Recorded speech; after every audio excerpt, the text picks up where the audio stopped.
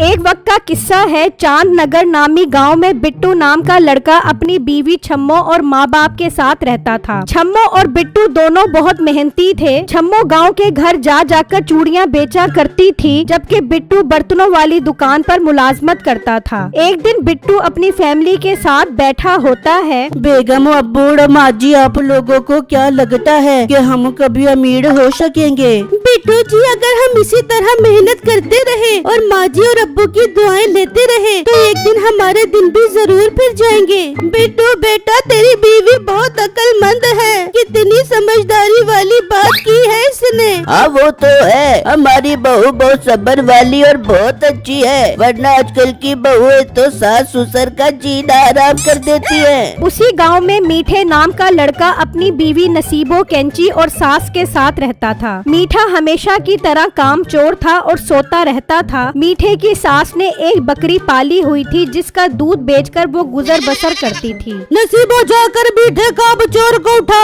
और बोल, कभी तो काम में मेरी मदद कर दिया कर।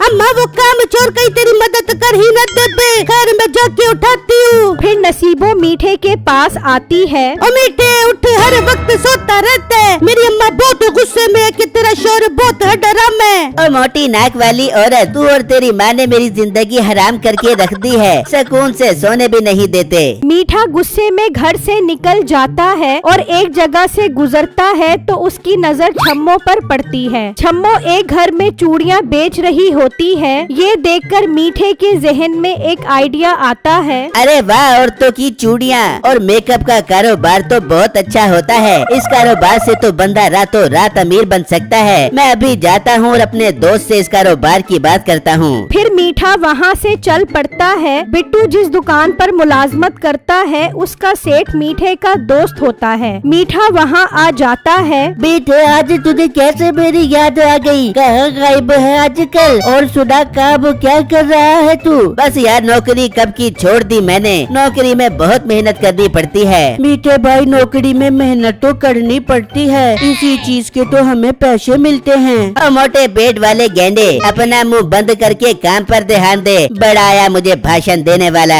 मीठे, दफा कर। और बिट्टू, तू जा और साथ वाले होटल से 2 कप दूध पत्ती लेकर आ। आज हम दोनों यार चाय पीते हुए गपशप करेंगे। अच्छा सेठ साहब, अभी लेकर आता हूँ गरम गरम चाय। फिर बिट्टू वहाँ से निकलता है और चाय वाले के पास आ जाता है। भाई, 2 कप दूध पत्ती दे दो, वो भी गजायत से भरपूर। अच्छा भाई, अब देता हो। दूध पत्ते वाली चाय, वो भी गरम गरम डाल कर। फिर दुकानदार चाय देता है और बिट्टू चाय लेकर आ जाता है और मीठे और सेठ को चाय देकर अपनी जगह पर बैठकर ग्राहक संभालने लग जाता है। सुना यार, तेरे बर्तनों वाली दुकान कैसी चल रही है? बस मीठे, क्या बताओ, दुकान भला कैसी चल सकती है? मुश्किल से गुजारा होता है। वैसे तू ये सब क्यों पूछ रहा है? यार, मेरे जहन में कमाल का कारोबार आया है, जिसे शुरू करके हम रातों रात अमीर बन सकते हैं। मीठे, ऐसा कौन सा कारोबार है, मुझे भी बता। दोनों भाई मिलकर शुरू करते हैं। दोस्त, कारोबार ये है कि हम शहर से औरतों के मेकअप और रंग गोरा करने वाली करीमें लेकर आएंगे और दुकान पर रखकर बेचेंगे। देखिए कैसे सारे गांव की औरतें हमारे पास मेकअप और करीमें लेने आएंगी और यूं हम खूब पैसा कमाएंगे। वाह मीठे, कमाल का कारोबार बताया है। हम कल ही ये कारोबार शुरू करेंगे। फिर अगला दिन होता है। वो शहर से मेकअप वगैरह लाकर दुकान पर रख देते हैं और एक औरत भी मेकअप खरीद कर ले जाती है और गांव की बाकी औरतों को भी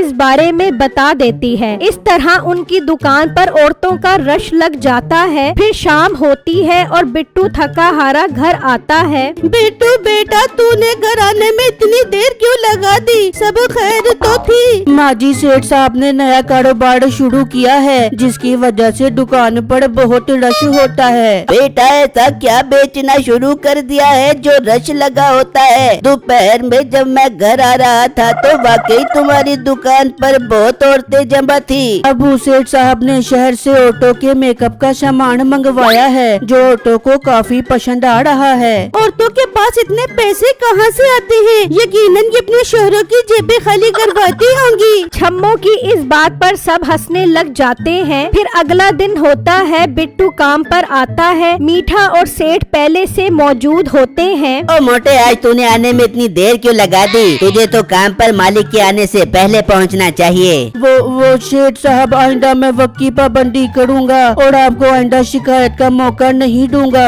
फिर बिट्टू ग्राहकों को संभालने लग जाता है, जबकि सेठ और मीठा कारोबार बढ़ाने का प्लान बना रहे होते हैं। यार तू फिक्र मत कर, मैं और भी पैसे कारोबार के लिए लेकर आता हूँ, पर इस बात का ध्यान रखिए, इस कारोबार में हम दोनों की बराबर पार्टनरशिप है। मीठे तू बेफिक्र रह, बस जाकर पैसे लेकर आ ताकि हम शहर जाकर और सामान खरीद कर आए। फिर मीठा वहाँ से निकलता है और घर आकर अपनी सास और बीवी को इस कारोबार का बताता है। वाह मीठे, तूने तो बहुत कमाल का कारोबार शुरू किया है। नसीबों, मेरा दामाद तो सच में बहुत अच्छा और मेहनती है। पर मीठे, तू शहर से सामान खरीदने के लिए पैसे कहाँ से लेके आएगा? बेगम, क्यों ना हम सासू माँ की बकरी बेचकर ये पैसा कारोबार में लगा दें, और जब इस कारोबार से हजारों गुना प्रॉफिट हो तो उन पैसों से हम सासू माँ को एक दूध देने वाली गाय खरीद कर दें। मीठा उन्हें इतने सब्ज बाग दिखाता है कि सास मान जाती है। फिर मीठा और सेठ दोनों माल खरीदने के लिए शहर रवाना हो जाते हैं। तो उनका गुजर एक जंगल से होता है। वहाँ कुछ जंगली उन्हें रोक लेते हैं। ओए, तुम लोगों की इतनी हिम्मत, तुम हमारे जंगल में आते हो? चलो शाबाश, जो पैसे वगैरह है सब निकाल कर हमें दे दो,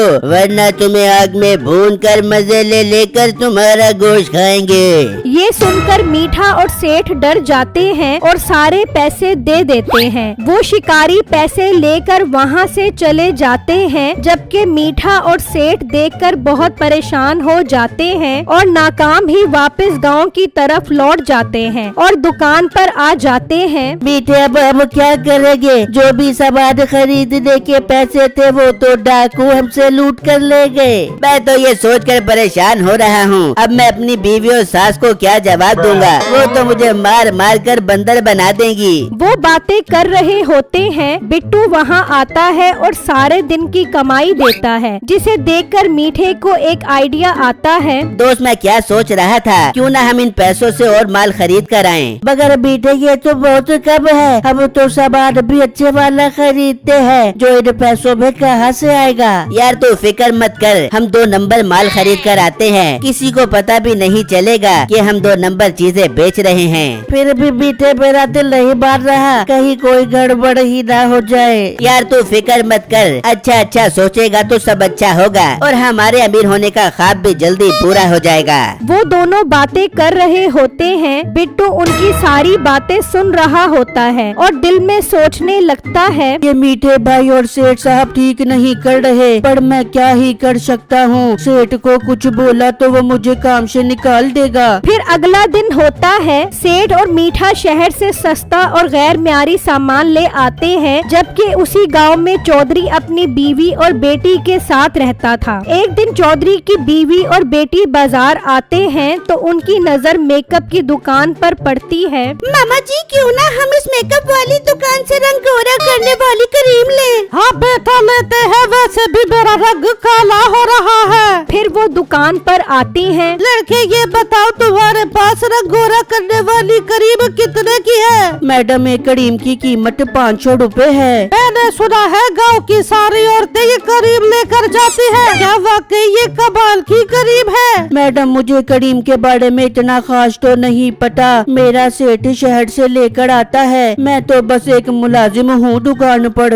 अच्छा चलो, 2 डब्बियाँ दे दो, एक मेरे लिए और एक मेरी बेटी के लिए। सामान अच्छा हुआ तो हम दोबारा खरीदने आएंगे। फिर वो क्रीम लेकर वहाँ से चली जाती हैं और घर आ जाती हैं। फिर रात होती है और चौधराइन चेहरे पर क्रीम लगाती है और खुशी खुशी सो जाती है कि सुबह उसका रंग गोरा हो जाएगा। फिर सुबह होती है और वो देखती है तो उसके होश उड़ जाते हैं। उसका चेहरा जला हुआ होता है। वो भागी भागी ठाकुर साहब के पास आती है। ठाकुर भी ये देखकर हैरान परेशान हो जाता है। बेगम ये क्या हो गया चेहरे को? रात तक तो तू बिल्कुल ठीक थी, अब ये कैसे जल गया? फिर चौधराइन चौधरी को सारी बात बताती है, जिसे सुनकर चौधरी को बहुत गुस्सा आता है। मियाँ जी आप कुछ करें, जाकर उस दुकान वाले की खबर ले कि वो कैसी 2 नंबर चीजें दुकान पर बेच रहा है। ठीक है बेगम, तुम डॉक्टर के पास जाओ, मैं जाकर अभी उन दुकान वाले की खबर लेता हूँ। फिर चौधरी गुस्से में मुलाजिम के साथ घर से निकलता है और दुकान पर आ जाता है। अरे चौधरी साहब कैसे आना हुआ, मुझे बुला लिया होता।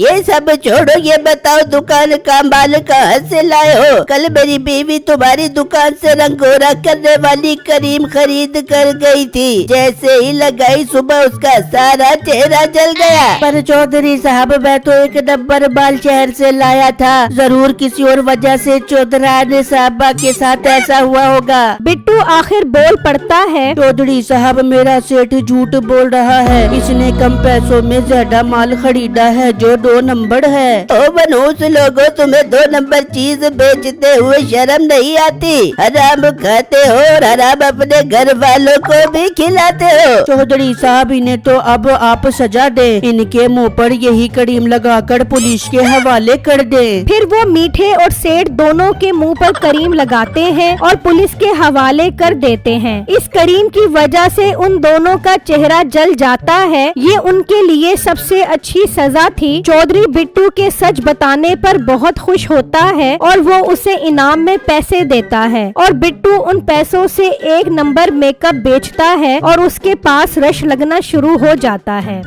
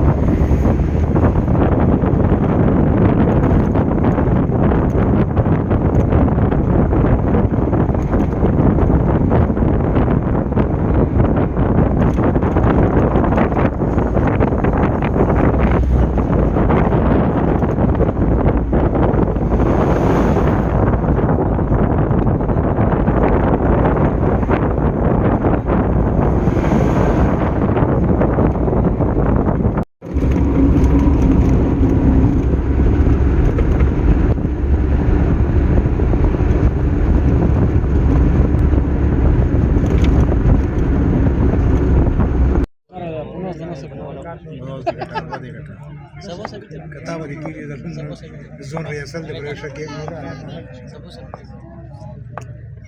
चकाशकाना झाले पहिला समिती कमीची नको